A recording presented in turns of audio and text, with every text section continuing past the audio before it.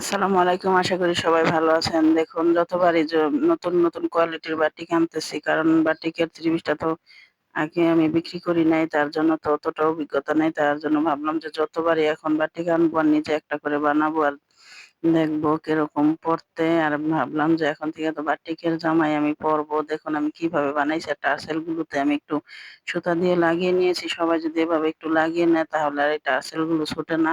নাইলে টার্সেল গুলো ছুটে যায়। আর এই জামাটা আমি একটু ডিজাইন করে লেস দিয়ে বানিয়েছি দেখুন। আর এদিকে দেখুন পাহাড়ি এলাকার থেকে আমার জন্য এক আপু কি নিয়ে এসেছে সেটাই আজকে আপনাদের সাথে দেখাবো। দেখুন এগুলো নাকি হলুদ ফুল। হলুদ ফুল নাকি ওনারা খায়। তা এনেছে সবকিছুই আমাকে দিয়েছে। দেখি কি এনেছে আমার জন্য। দেখুন আর এগুলো নাকি ছোট বেগুন।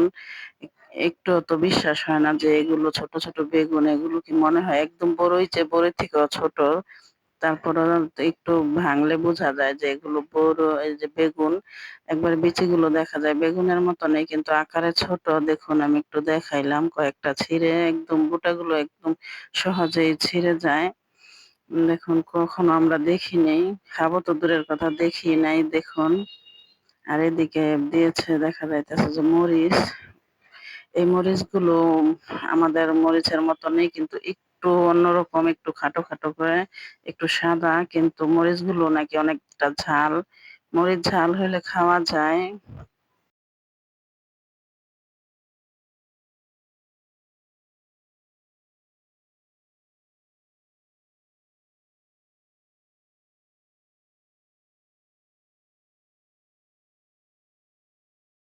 দেখুন এদিকে খাবারের জিনিসও এনেছে।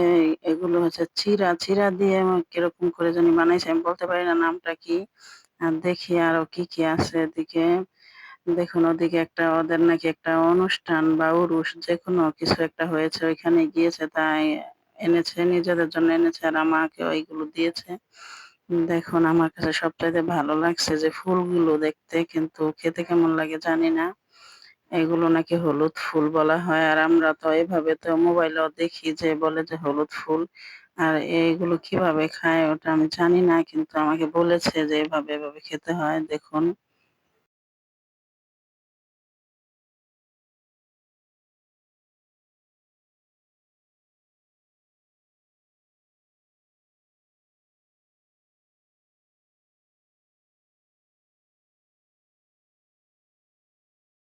আমি ছোট থেকে এগুলো একটু পছন্দ করি বা মিষ্টি জাতীয় জিনিসটা পছন্দ। তাই আমি একটু খেয়ে দেখতেছি যে কেমন লাগে। আর এইগুলো আমাদের এখানেও পাওয়া যায়। কিন্তু এই বেগুন বা এই ফুল এগুলো পাওয়া যায় না। কিন্তু এই সবকিছুই আমাদের এদিকে মেলা বসলে ওঠে। দেখুন ফুলগুলো দেখতে কতটা সুন্দর লাগতাছে। আর আমি বলতেছি যে রজনীগন্ধা ফুলের মতন লাগতাছে। দেখুন একটা ফুলেরই আমি খুলে তারপরে দেখাই। আর দেখুন এখন আমার ছেলে বলতেছে, "আম্মু এইগুলো আমরা কিভাবে খাবো?" আমি বলতেছি যে, "বলে গেছে তো এভাবে খেতে।" কিন্তু দেখি আর এদিকে দেখুন একটা বক্সের ভিতরেও কিছু খাবার আছে। এগুলো সব খাবারগুলো হচ্ছে মিষ্টি খাবার। এগুলো মেলাতে সব জায়গায় পাওয়া যায়। তারপরে এনেছে। আর দেখুন আমি অনেকগুলো বোটাগুলো ছুটিয়ে নিয়ে ভাবলাম যে এগুলো নাকি এই বেগুনগুলো ভর্তা করে খায়। আমি ভর্তা করার জন্য একটু রেডি করে নিচ্ছি। এই বেগুনগুলো দেখুন ভাবা যায় যে এত ছোট বেগুন হয়। আমি ময়মনসিংহের বেগুনও খেয়েছি। ও বেগুনগুলোকে বলা হয় ঝুমকা বেগুন। কিন্তু তাও এত ছোট ছিল না। ওগুলো আমরা শুটকি দিয়ে বা এভাবে মাছ দিয়েও খাওয়া যায় ওগুলো খেয়েছি। কিন্তু এই বেগুন কখনো খাবো তো দূরের কথা দেখিনি। তাই ভাবলাম যে কয়েকটা নিয়ে দেখি ভর্তা করে।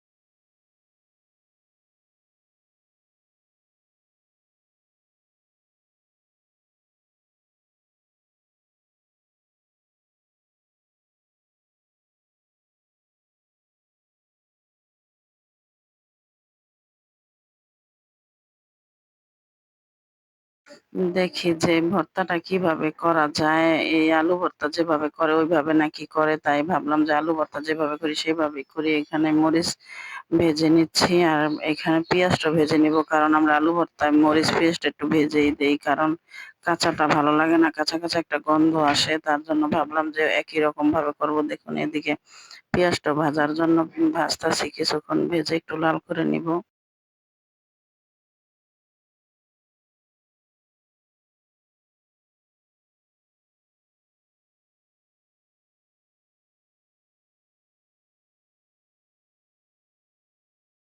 পেঁয়াজ মরিচ ভেজে উঠানোর পরে এখন ওই কড়াইয়ের ভিতরে আবার ওই ছোট, ছোট বেগুনগুলো দেখুন একদম মনে হয় যে মটরশুঁটি যে আমরা খাই ওই মটরশুঁটিটার মতনই দেখা যাইতেছে। একদম আকারে সাইজ যে অতটুকুই।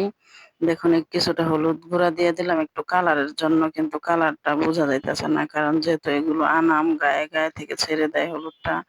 দেখুন এখন ভাজার পরে কালারটা একদম চেঞ্জ হয়ে আসছে। এখন দেখুন পুরাই মনে হচ্ছে যে মটরশুঁটি।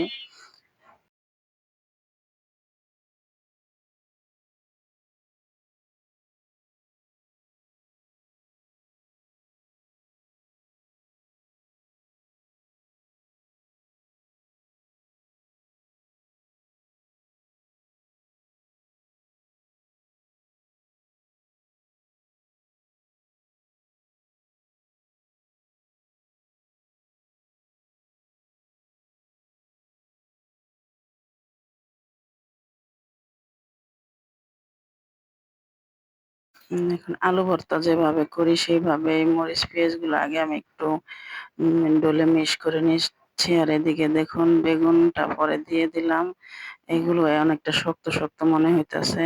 আর আমি কি করতে পারি নাই নাকি আমার কাছে মনে হইতেছে যে আমি ভাজাটা আমাদের হয় নাই নাকি জানি না। ধন্যবাদ সবাইকে ভিডিওটি দেখার জন্য।